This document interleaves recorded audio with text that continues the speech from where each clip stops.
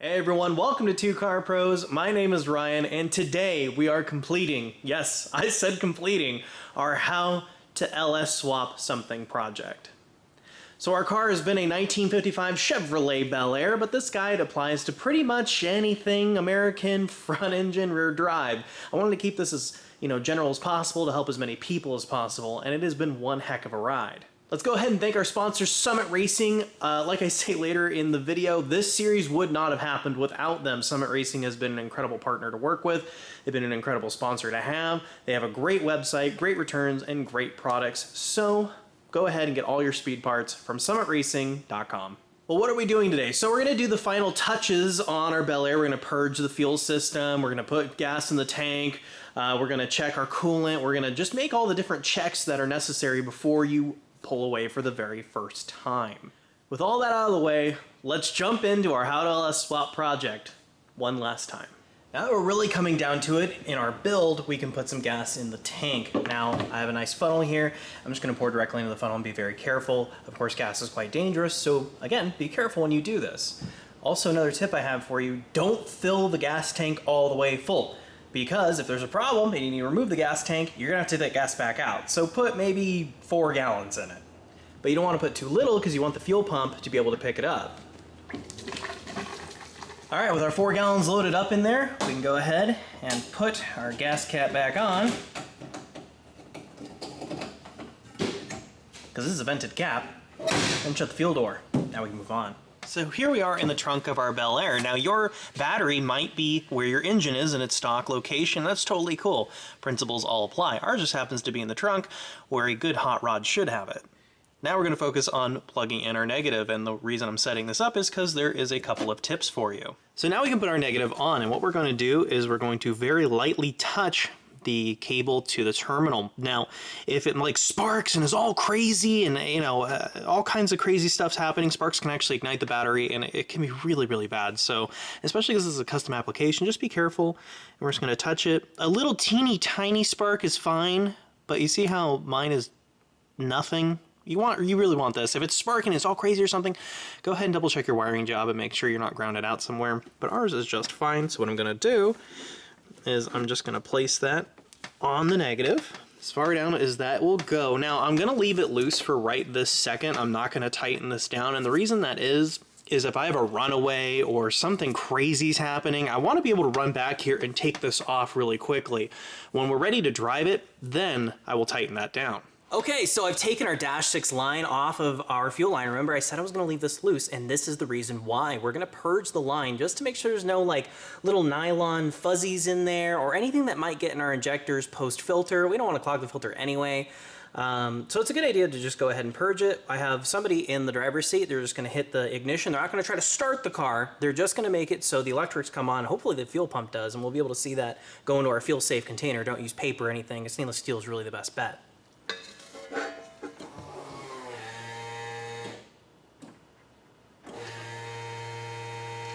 If it turns off, that's okay. Just cycle the key and turn it back on. There we go.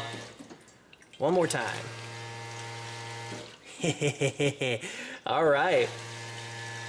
I think we are fully purged through. Any kind of unwanteds and undesirables are in our stainless steel bowl, and we can hook our fuel line back up. Now I've already put our dash 6 line back on our elbow for the fuel line. I'm sure you all remember. So I'm just gonna go ahead and snug that down with my dash 6 wrench. Doesn't have to be Hulk tight. Just like that is absolutely perfect. So now we're going to adjust our fuel pressure regulator. So if we hit the key and don't try to start it, we can see that it only goes to 20. So what's happening is about, I don't know, whatever the fuel pump outputs at, I think it's like 90 PSI, is feeding into the regulator, but the regulator is set to 20, so it's sending the rest of the unneeded fuel back. So what we need to do is regulate up. And the way we can do that is grab a 5mm Allen, put that in the top, and then loosen this lock nut, and then we can tighten it down while we hold that nut in place. So, yeah, like that. So we can hit the key. Now it's coming up, hit the key again, coming up, keep going. Almost there.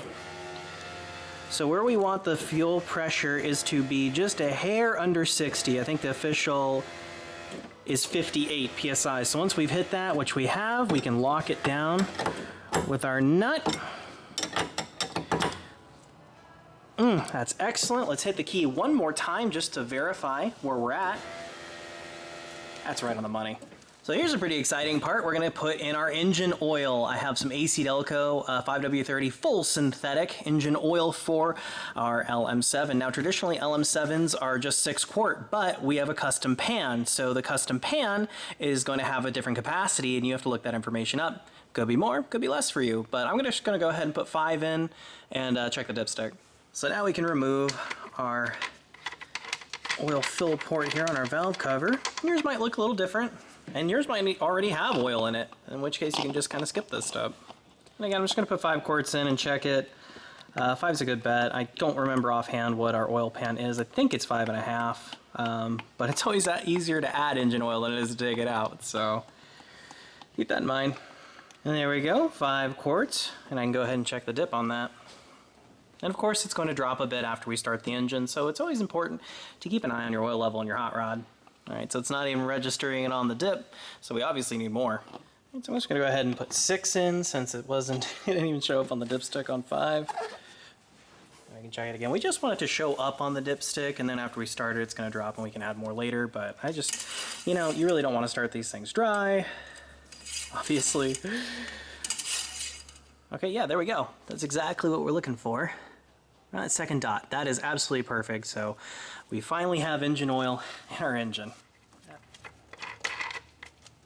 Replace our dipstick.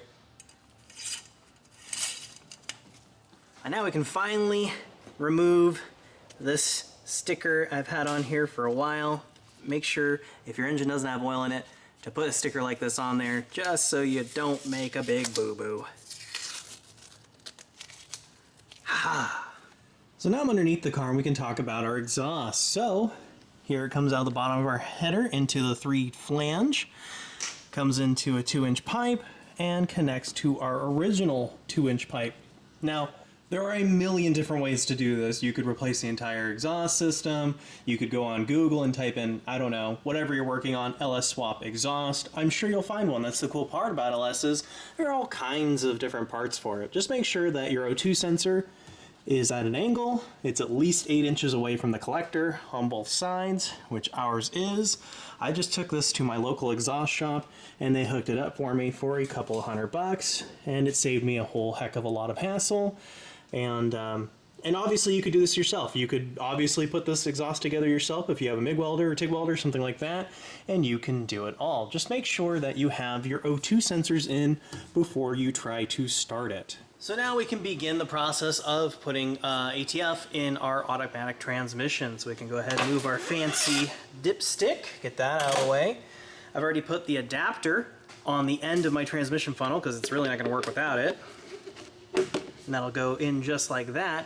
Now I can grab my fluid. So here's our fluid. It is Dexron 6 from AC Delco. This is the fluid for our Turbo 350. Yours might be different. If you have a Ford transmission or something like that, you've adapted to an LS, get the Ford fluid. Get whatever is bespoke to the transmission you are using.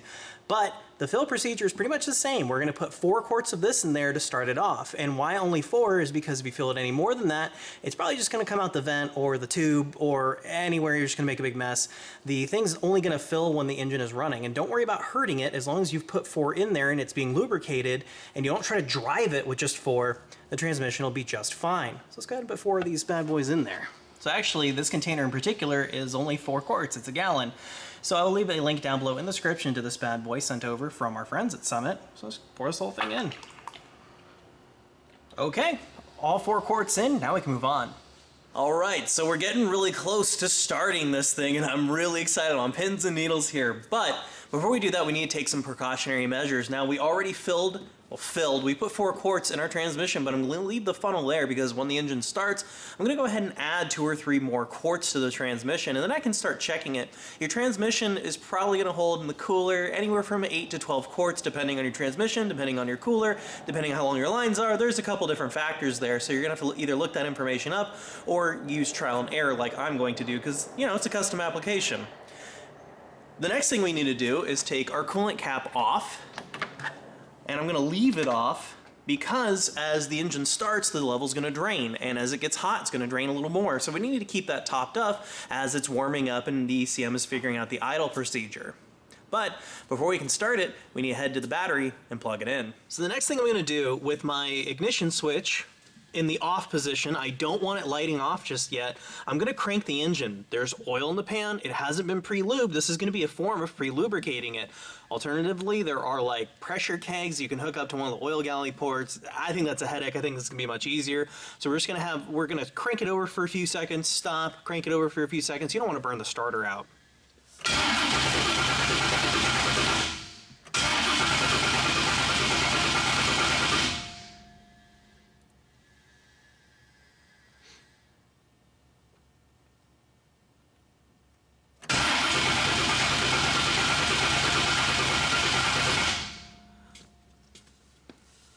So the oil gauge keeps restarting because it turns off during cranking, but I can tell you it's probably making like 44 PSI or so, and it's trundling back down because, you know, the engine's not turning over. So we can do that a couple more times to make sure that our engine is properly pre-lubricated. So before we even try to start the engine, I have some paperwork from Painless Performance, and it has an idle learn procedure. It states anytime the PCM is disconnected from the battery, it will need to relearn its idle. Now for an automatic transmission, that's if you have a 4L60E, 4L80E, something that interfaces with the PCM. Your instructions are to turn off the ignition, restore the battery feed, turn off AC controls. I doubt any of you have AC. Set the parking brake and block the drive wheels. Start the engine, ensure the engine coolant is more than 176 degrees Fahrenheit, shift transmission into drive, allow engine to idle for 5 minutes, shift transmission into park, allow engine to idle for 5 minutes, turn engine off for 30 seconds, boom, your idle is learned. Now if you have a manual transmission like we do, the engine thinks, or the PCM rather, thinks we have a manual transmission, even though it's an automatic, because it's not there, it's going to assume it's a manual. So our procedure is turn off the ignition, restore the battery feed, turn off AC controls, set parking brake, block the drive wheels, place the transmission into neutral. It's gonna be park for us. Start the engine, ensure the engine coolant temp is more than 176 degrees Fahrenheit, allow engine idle for 5 minutes, and turn the engine off for 30 seconds. So that's pretty easy. We're just gonna let it warm up and then turn it off. So what we're gonna do is check everything, make sure nothing's in the serpentine belt, nothing's gonna get hot, everything's plugged in. Just go ahead and double check your work again, because you don't want this really special, exciting moment ruined by something maybe you forgot. But I'm pretty sure we're all ready to go, so we're gonna go ahead and hit the switch inside. Fuel pump is primed. I can see that our pressure is right at like 59 pounds. That's excellent. And to get your fluids ready, I already have my cap off like I showed. My coolant is off screen. My transmission funnel's in place. So that's off screen as well. And what the heck? Let's try and start it. There we go. Do it again.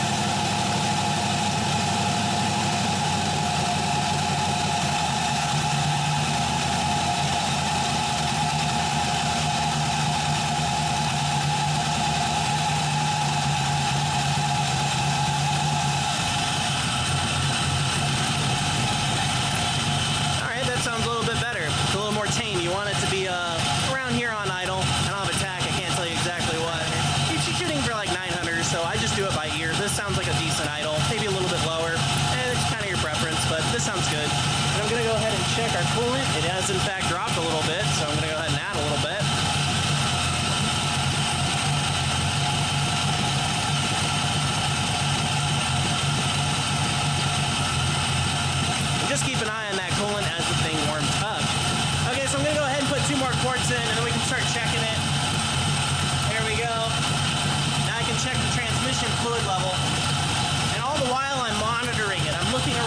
making sure nothing's burning, nothing's bad, but everything looks okay. If you see a teeny bit of smoke, that's okay. Sometimes that's the paint off of the headers or the exhaust.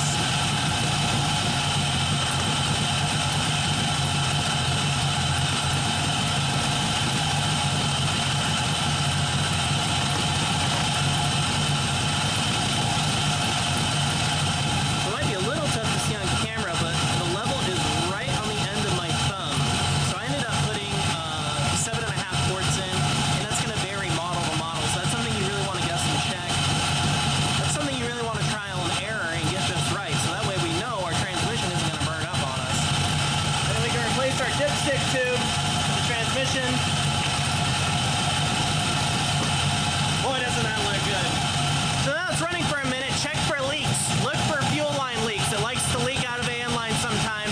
And if you have a leak, just stop. Turn the whole thing off and reassess where your leaks are coming from. You don't want a fuel line leak. So we're just going to sit here and wait for it to heat up. And then the idle procedure will learn that we can turn the engine off and boom, our idle is set. So when your engine's warming up, you want to go ahead and grab your thermometer and check the front of the cylinder heads. Make sure it's not getting too hot. 173, that's pretty good. Anything above like, 230, 250, you really want to maybe see if you have an air bubble or something stuck somewhere. But I think ours is good to go. So I'm going to give it some RPM, and we're going to listen for any kind of strange motor noises, any kind of weird knocks or pings or something like that. Now that it's warmed up, I mean, it's not really going to get any warmer.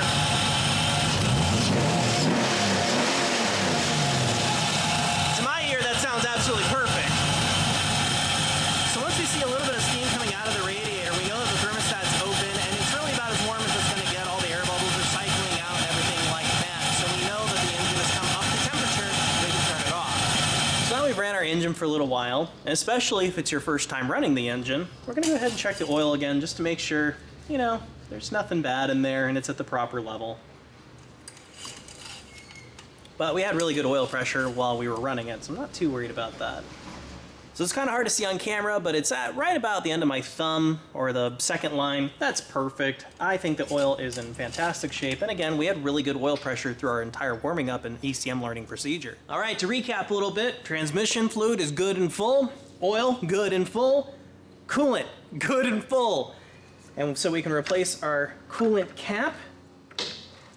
Make sure that's on nice and tight, and go ahead and look underneath it again. Make sure you're not leaking. I've already done that. There are no puddles, no drippies. This thing is just about ready to take out for a drive. But before we go anywhere, we have a little bit more prep work to do, and that's just to remove our fender covers. You don't want to drive away with these and lose them forever. Don't forget to do both sides. All right, now that we're sure that the electrical system is totally fine and we don't need to take this negative off again, go ahead and tighten that down. Mine's a 13mm, yours might be a little different, and just wrist tight's fine.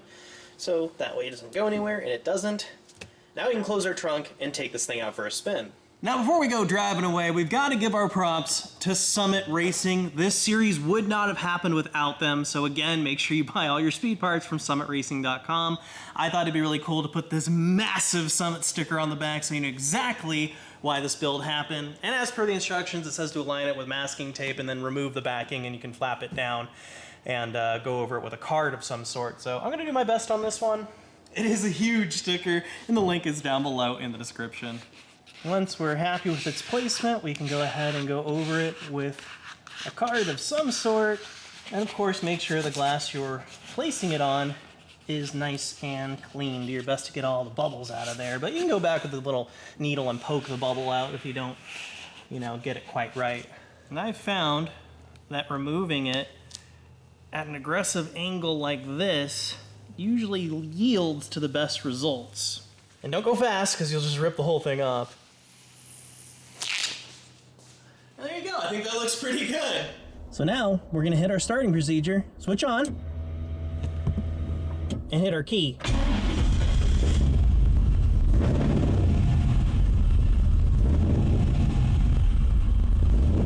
All right, it's idling for us, very cool. So while we're idling, before we take off, go ahead and check your oil pressure. I'm at 47 pounds at idle, that's perfect. Now we finally get to enjoy the fruits of our labor and take this out for a little test spin.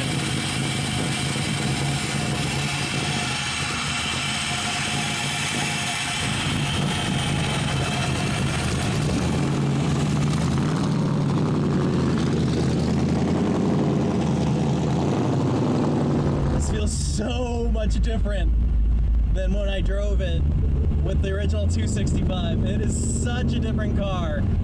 So on this automatic transmission, you have to manually shift it. So I'm in first right now. So it's not gonna shift by itself. I have to do the second. Oh, this is a cruiser! Oh, this thing's a sweetie! Oh, man! Don't forget to downshift. Gotta do that manually. I was so entranced, I almost just let it die.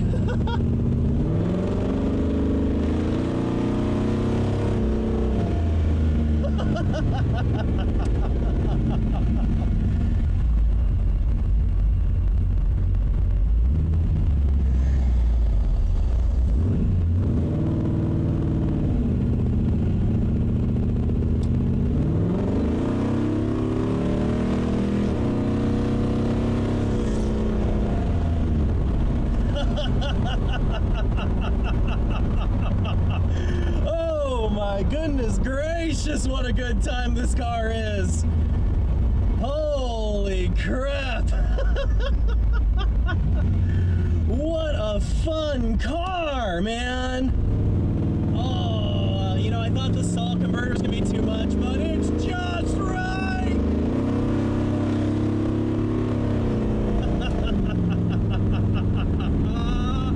What a machine! What an absolute joy, man! Oh!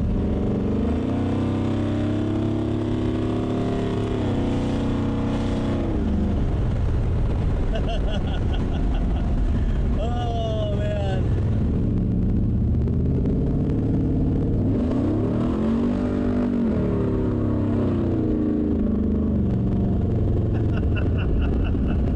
Boy, the point and shoot ability of this car is unreal.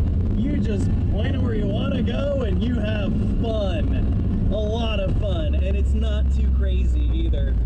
Wow, this thing is such a delight.